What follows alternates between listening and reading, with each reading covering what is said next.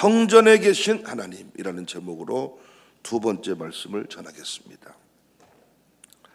성전에 계신 하나님, 이건 건물이 좋아서가 아니라 하나님이 친히 하신 약속 때문에 이루어진 일이다. 우리는 이미 하나님과 동행하고 있습니다. 성령께서 우리 안에 거하십니다. 날마다 동행하는 그 하나님, 우리가 믿고 섬기는 그 하나님이 어떤 분이신가? 저는 우리 아이들에게 이 하나님에 관하여 알게 하는 것이 중요한 제 인생의 목표 중에 하나입니다. 여호와를 아는 것이 지식의 근본이다. 제가 246억 원의 도전에 관한 설교를 했습니다. 지혜 하나를 깨닫기 위해서 246억 원을 투자한다. 워렌 버핏이라는 사람을 만나고 오면 내 인생이 바뀐다고 믿는 거죠. 그런데 막상 246억 원을 주고 워렌 버핏을 만나고 온 사람 얘기 들어보니까 상식 수준의 이야기였다. 난 여러분과 제가 하나님을 아는 것이 지식의 근본이라는 이 말씀이 삶으로 이해가 되는지 모르겠습니다. 우리 하나님을 안다면 신앙생활 더 잘할 수 있습니다. 하나님이 눈에 보이지 않기 때문에 우리가 신앙생활이 참 이상해질 때가 많은데, 하나님이 어떤 분인 줄 알면 우리의 많은 부분이 새로워질 것입니다. 성전에 계신 하나님, 솔로몬의 기도 가운데 담겨진 내용들입니다. 지난주에 세 내용 살폈고 오늘 세 가지 내용 공부하겠습니다. 첫 번째, 성전에 계신 하나님은 죄인의 맹세를 들어주신다. 22절, 단순히 회개기도 아니라 그랬습니다. 이걸 쉽게 번역한 내용을 보면 어떤 사람이 고발당해 끌려왔는데 그가 만일 그렇게 하지 않았다고 맹세하면, 이런 뜻입니다. 억울하게 심증만 가지고 증거 하나도 없고 실제로 한 일이 아닌데 억울하게 재판을 받았단 말이에요. 이때 이 억울함을 푸는 장소가 성전이었다는 겁니다. 여러분 인생에 억울함이 있으십니까? 하나님 앞에 기도하십시오. 하나님 앞에 기도하면 반드시 하나님이 그 모든 것들을 해석해 주실 것입니다. 해석이 됩니다. 해석될 때 비로소 상처는, 억울함은 풀리는 거예요. 두 번째, 벌을 내리시는 분이다. 26절, 하나님은 징계하십니다. 하나님은 너무 자비로우신 분이시지만 하나님은 무서우신 분입니다. 사람은 속여도 하나님은 속일 수가 없습니다. 하나님은 머리털까지 세시는 분이고 우리의 심장 박동수를 세시는 분이십니다. 사람들 앞에는 없네, 없어, 아이고 나는 가난해, 아이고 나는 부자야, 아무리 말해도 너는 가난한 자야, 너는 헐벗은 자야. 하나님이 정확하게 말씀하시잖아요. 두려우신 하나님. 요즘 전 세계 자연재해가 일어나고 산불도 이어지고 지진들 우리 많이 봅니다. 인간이 뭘 할 수 있나요? 인간이 뭘 할 수 있습니까? 전 세계를 들었다 놨다 한다고 하는 트럼프도 미국에 산불이 났을 때 속수무책입니다. 우리나라는 지진이 저쪽 동남아 쪽 수준이 아니고 그냥 스르르만 지나가도 우리 가지고 있는 건물 하나도 못 지킵니다. 왜? 옛날 건물들은 지진 그 설계가 돼 있지 않거든요. 필리핀만도 못합니다. 필리핀은 지진이 빈번하기 때문에 건물을 지을 때 철근으로 아래에서부터 철저히 엮어서, 제가 필리핀에 있을 때 꽤 긴 이 지진 그 진동을 느껴본 적이 있거든요. 내 몸이 그 소파가 이렇게 드르륵 드르륵 움직일 정도로. 그래도 건물 금도 안 갑니다. 우리나라는 한 방에 갑니다. 우리가 하나님을 섬기면서 얼마나 하나님 앞에 경거망동하는지. 나는 교회에서요, 성질내는 사람을 봤을 때, 교회에서 틀렸다고 말했을 때 인정하지 않는 사람을 봤을 때, 난 진짜 이 사람 어쩌려고 이러나 싶을 때가 많아요. 아니 하나님의 교회를 섬기면서 왜 성질을 내냔 말이에요. 그리고 틀렸다고 말하면 왜 안 받아들여 그걸. 얼마나 교만한지. 설교 중에 상처받았다나.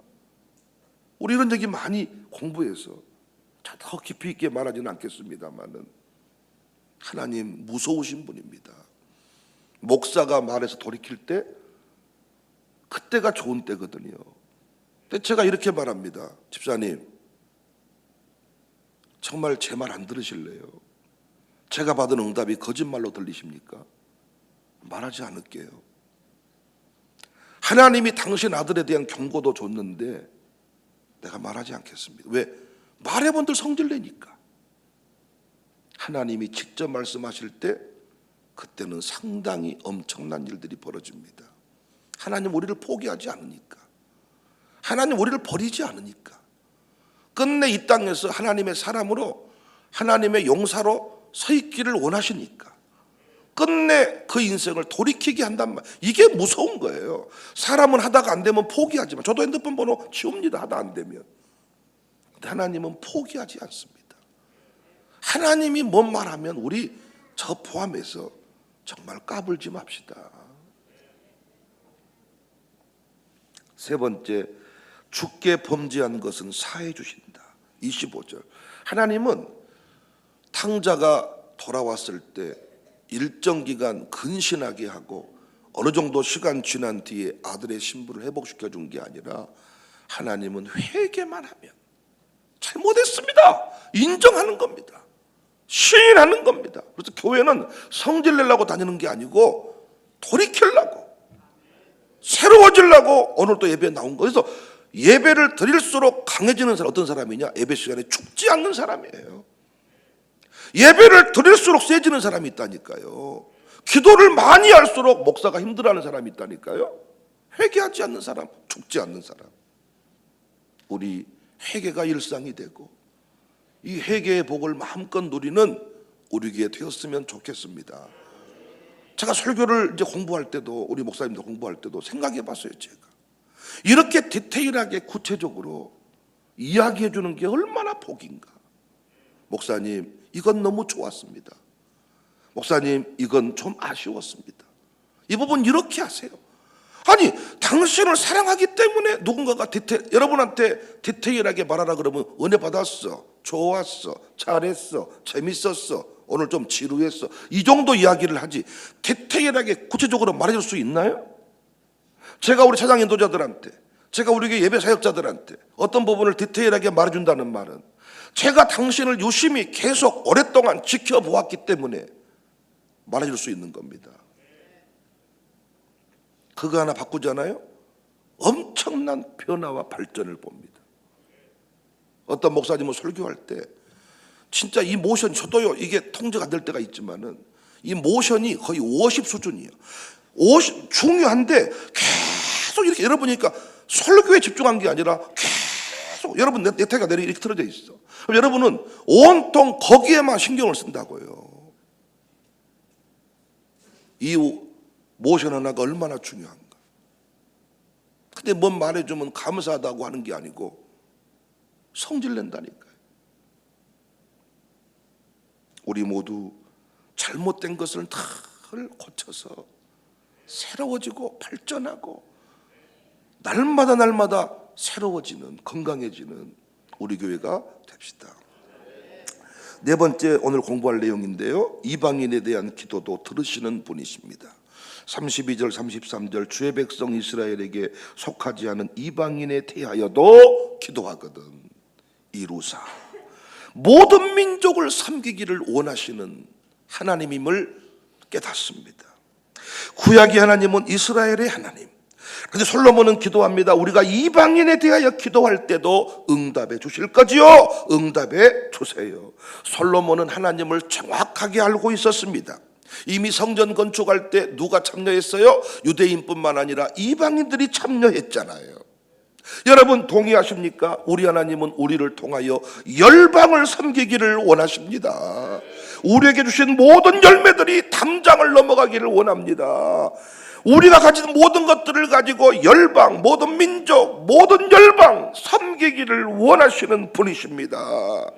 그래서 우리는 항상 세상에 대하여, 즉 갓난하고 소외된 자, 그들을 향한 거룩한 부담, 열방을 향한 부담을 가져야 됩니다. 왜요? 영광이 우리에게 임했다. 빛이 이르렀다. 그 빛으로, 그 영광으로 뭐 하라고요? 열방을 섬기라고요. 여러분, 우리만을 위해 기도한다면 뭔 기도할 게 있습니까? 여러분 자식이 10명 됩니까? 저희 집만 해도 둘밖에 없어. 근데 둘이 있는데 한 놈은 집 나가서 안 들어온 지 지금 3년 됐어. 우리 집이 지금 이렇습니까? 여러분 집안 그렇습니까?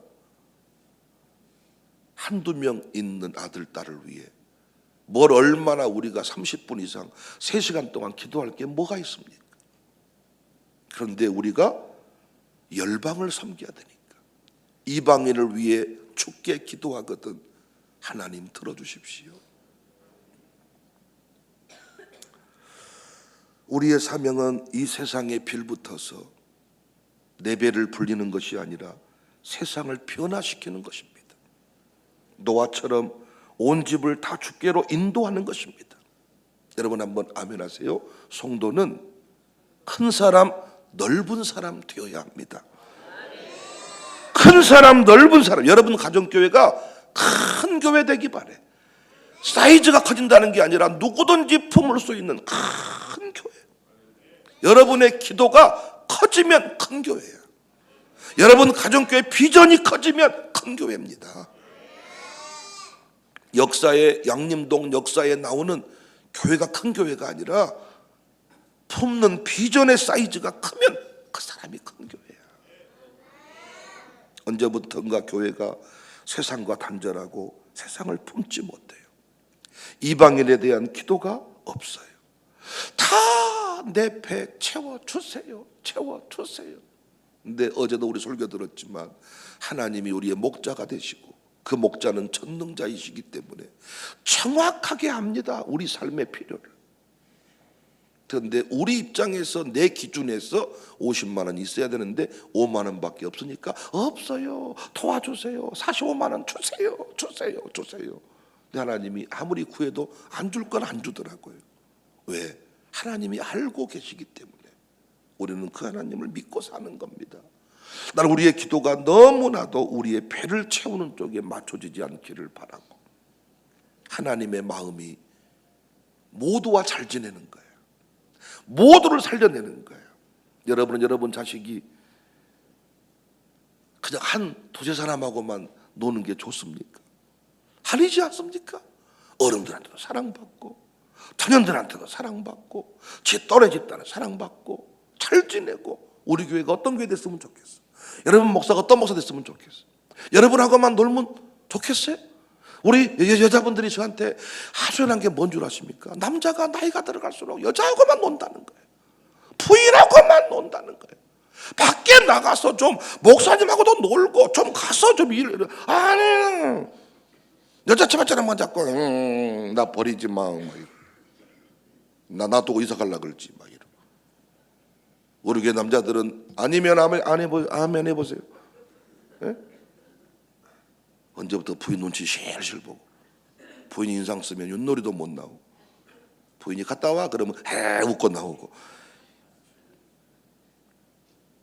저는 꼭 윷놀이에 딱 빗대서 미안합니다만은 저도 이제 윷놀이를 좀 줄이려고 그래요. 한 달에 한 번만 모여야 되겠다 싶어. 매주 4-5만 원 탕진을 하니까 인생이 좀 힘들고 그러네요. 열방이 주께로 돌아오게 하는 하나님의 뜻. 누구든지와 잘 지내는, 누구든지를 살려내는 큰 사람. 잠언 31장에 현수관 여인의 모습이 나오는데 손을 펴서 궁핍한 자를 세웠다 그랬습니다. 현수관 여인 손을 펴서 궁핍한 자를 세웠다. 우리 열심히 일해서 소득을 만들고 그 소득을 가지고 뭐 하는 거예요? 집 사고 논 사고 부동산 투자하는 게 아니라 이방인들, 죄인들, 소외된 자들을 세우는 일에 다 사용을 하는 겁니다. 오늘 또 여러분의 소득이 풍성해지기를 바랍니다. 그 풍성한 소득으로 이웃과 민족, 열방을 섬기는 통로가 다 되십시다. 올해 우리 교회 선교회 지경이 이방인으로까지 외국인들로까지 확장이 되고 있어서 너무나도 감사합니다. 우산동에서 유럽으로까지, 중앙아시아까지, 전 세계로까지, 나는 권사님들의 기도 가운데도 이런 기도가 나오는 것에 나는 도전받고 감동하는 사람이에요. 우리 아이들의 기도 가운데 열방이 나오는 게 감사하는 사람이에요. 찬송가 가사에 열방, 민족이 나올 때 그 가슴, 그 단어가 가슴에 팍팍 꽂히는 교회여서 저는 신나는 목사입니다. 우리 교회 모든 민족을 섬기는 교회가 되십시다. 다섯 번째입니다. 우리 하나님 어떤 분이시냐? 하늘에서 싸우는 자를 돌보신다. 하늘에서 싸우는 자를 돌보신다. 34절에 보면 주의 백성이 그 적국과 더불어 싸우고자 하여 건축한 성전 있는 쪽을 향하여 주께 기도할 때, 35절입니다. 주는 하늘에서 그들의 기도와 간구를 들으시고 그들의 일을 돌보시옵소서. 솔로몬은 이 땅의 삶이 전쟁의 삶이라는 것을 전제하고 있습니다.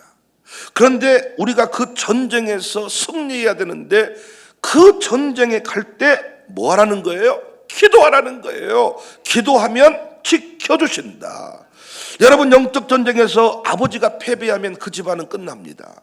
어머니가 패배하면 그 집안은 끝납니다. 부모가 영적 전쟁에서 패배해서 아들, 딸들이 무너진 집이 너무 많습니다. 당회원들이 영적 전쟁에 실패해서 자기들끼리 싸우다가 교회를 그냥 부끄럽게 만들어버린 경우가 많습니다. 양육사가 영적 전투에 실패해버리니까 가정교회 식구들이 지금 찬양대회로 인해서 막 기뻐하고 성장해야 되는데 연습도 시작도 못하고 찬양대회 하다가 한 가정이 떠나가고 영적 전쟁에 다 실패한 모습이에요. 찬양대회가 뭐라고?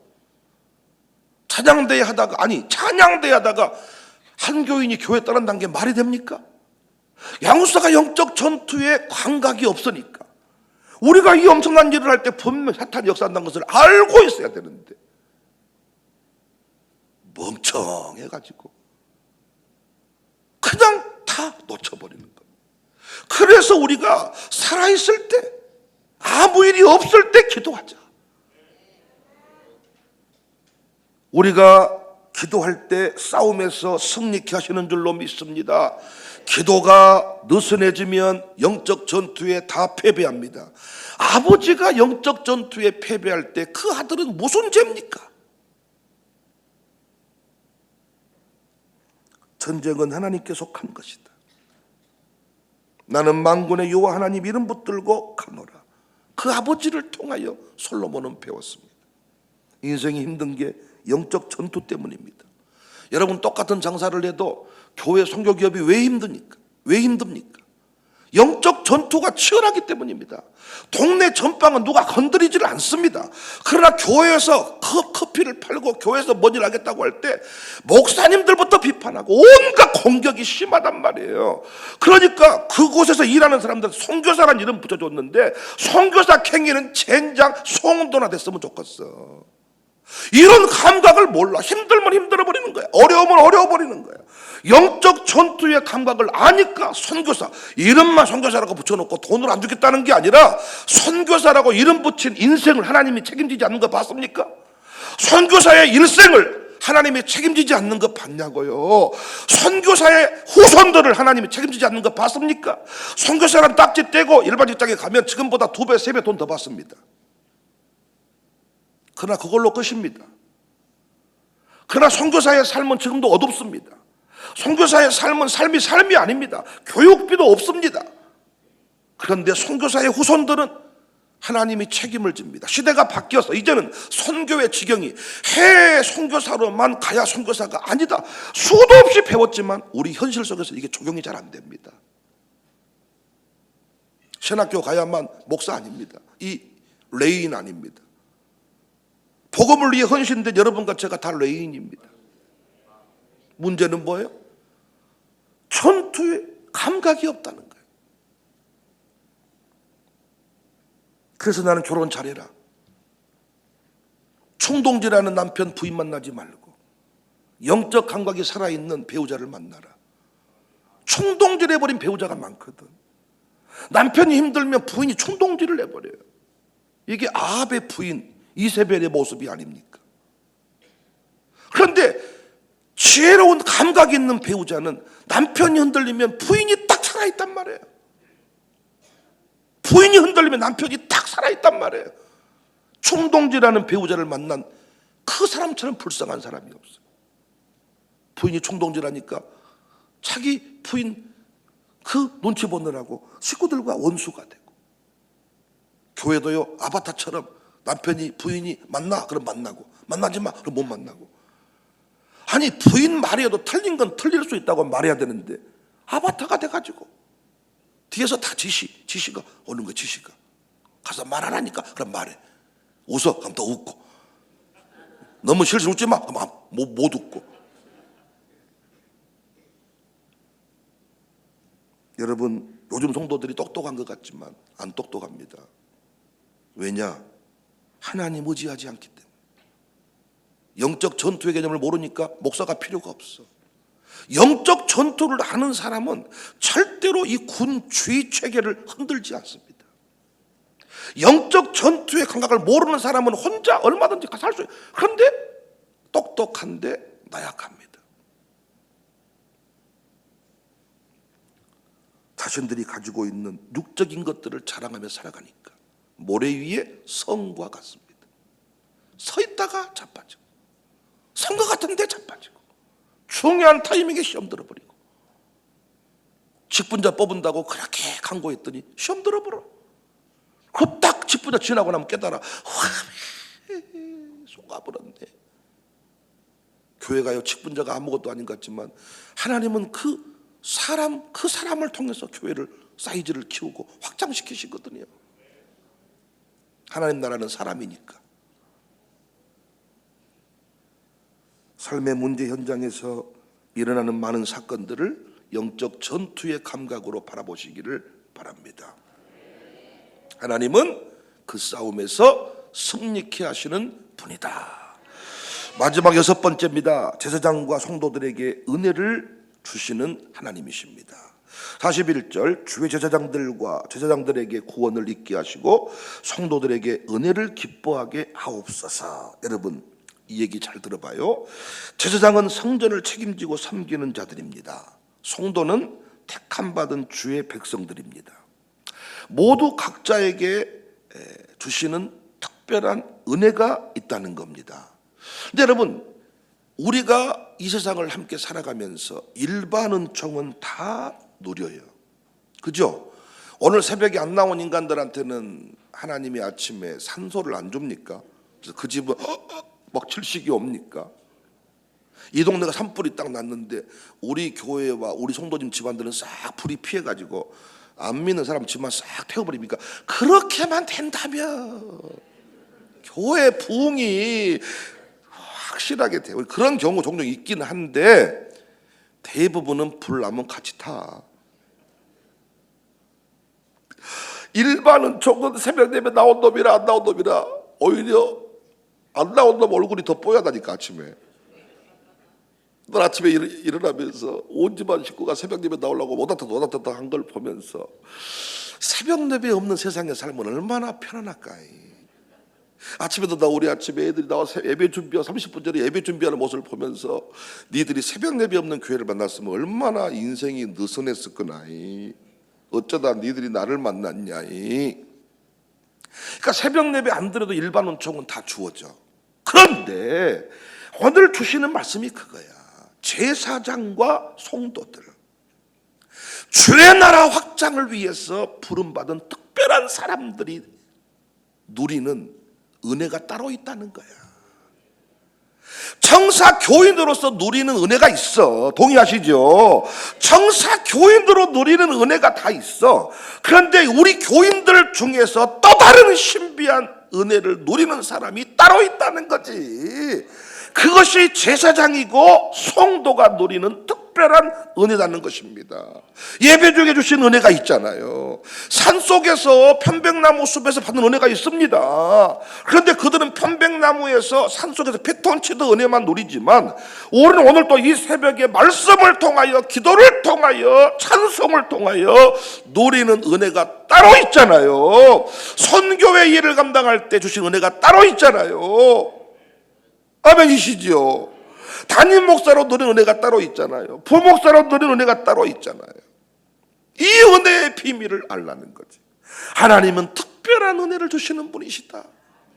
우리 하나님은 마치 할머니 할아버지가 딱 곶감 맛있는 걸 곶간에 딱 숨겨두었다가 손주, 특별히 손녀한테는 안 주고 손자가 오면 딱 여기 있다 이놈 새끼야.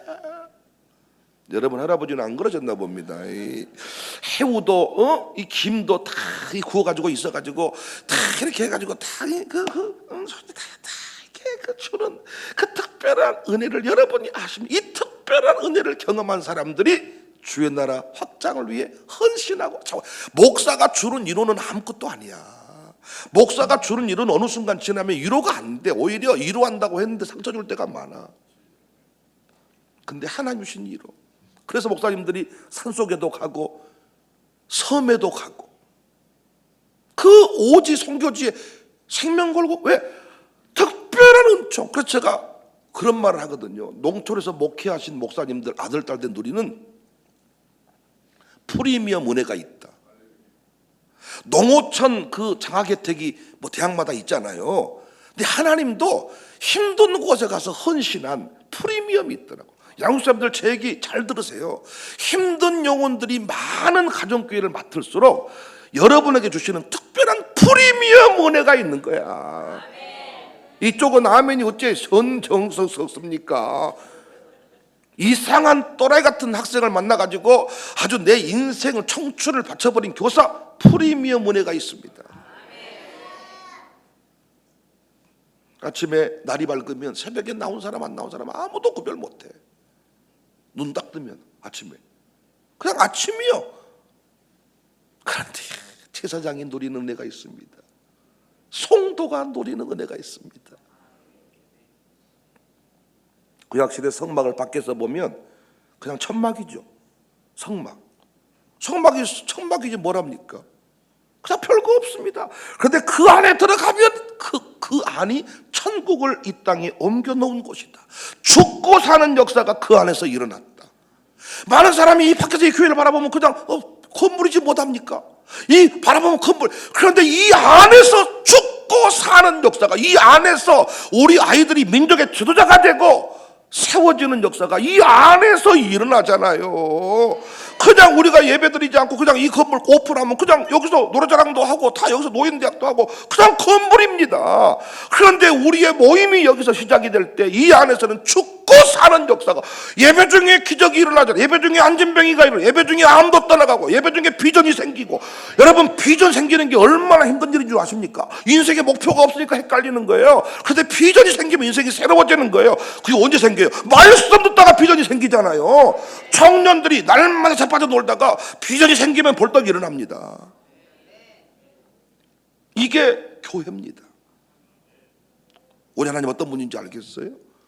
그러니까 더 기도하려고 그러고, 그러니까 남들 안 나온 시간에 내가 와서 더 헌신하려고 그러고. 왜? 그 특별한 보너스의 은혜가, 나만 그 누리는 은혜가 크거든요. 혼자 산에 갔더니 거기는 나만이 차지해 놓은 내 농장이요. 거기 가면 나물인데 아무도 몰라. 거기서 다 그냥 뭘로 말씀을 드려야 팍팍 가달란가 모르겠네. 1, 2, 3번 할 때는 적당히 짧게 하시더니 왜 4, 5, 6번 할 때는 그렇게 길게 하십니까? 1, 2, 3번을 너무 짧게 해서 한이 맺혀서 그렇습니다. 너무 중요한 내용인데 1, 2, 3번을 내가 너무 쉽게 넘어가 버렸다니까. 하다 보니까 너무 15분밖에 설교를 안 했더라고. 그때는 세대지를 했는데 그때 못했던 것까지 오늘 다 했습니다. 사랑하는 여러분, 하나님을 모르니까 신앙생활이 고행처럼 재미가 없는 거예요. 하나님을 알아갈수록 엄청난 거.